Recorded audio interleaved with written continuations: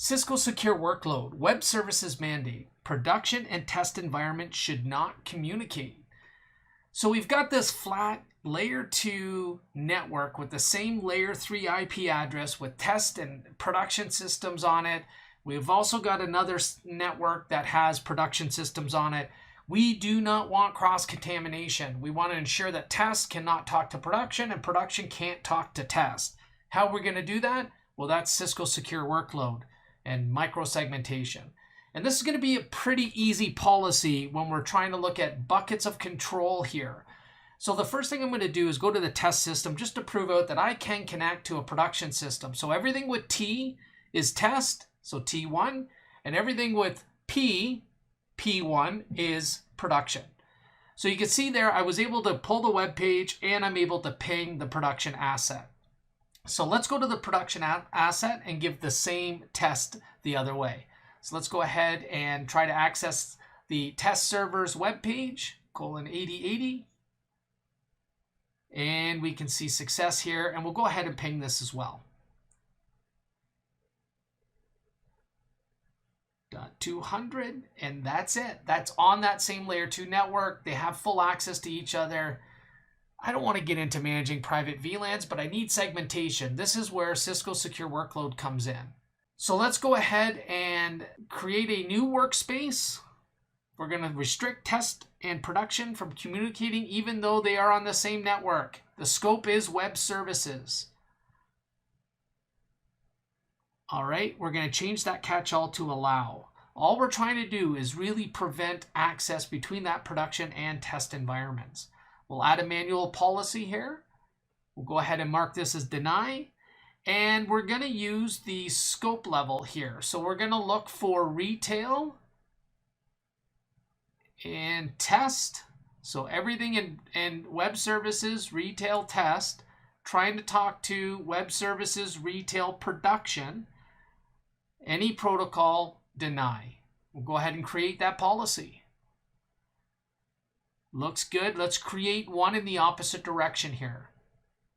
So we'll go ahead and select the production web services retail scope, which is production. Let's grab that here at the bottom. And we'll do the same for tests. So web services retail tests, all of which have been part of the data center.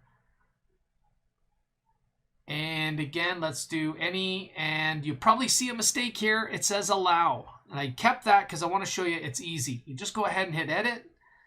And we'll go ahead and make that change to deny. And I'm going to keep the priority at 90 like the other one and go ahead and hit save.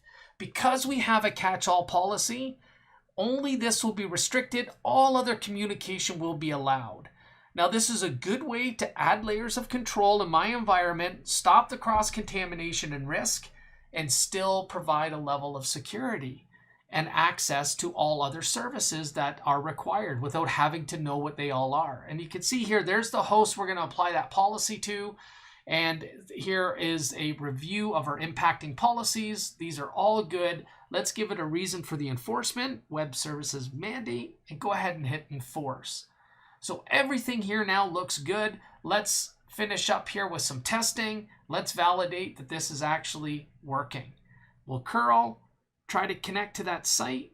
So production to test did not work. It doesn't look to work. And same thing, test to production here. And again, just doesn't work. Now, if we try to ping from test to the production system, 66.100, operation not permitted. Now, what happens if I go beyond that to another asset? It works fine.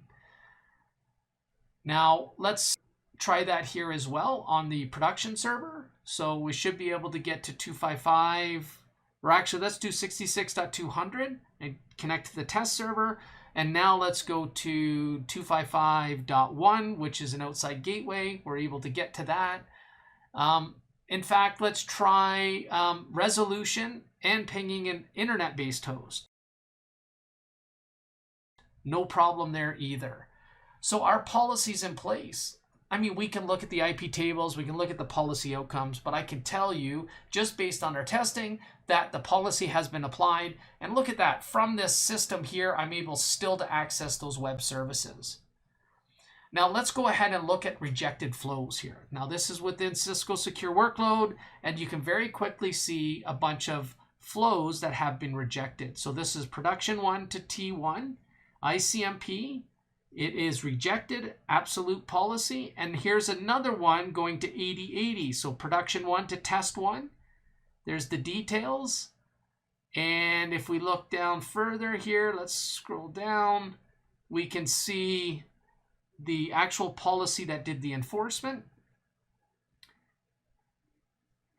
Both consumer outbound and provider inbound policy have a deny. And here we can use quick policy analysis to do some testing. So let's go ahead and do that. We're going to test between 100 to .200. So this is going to be production to test. And we'll go to 3001. That's another web service that we know is available in the DMZ within the same layer 2 network. You can see that it's still a deny. Now I can still access it from anything else. I can't go from test to production or production to test. No more cross-contamination.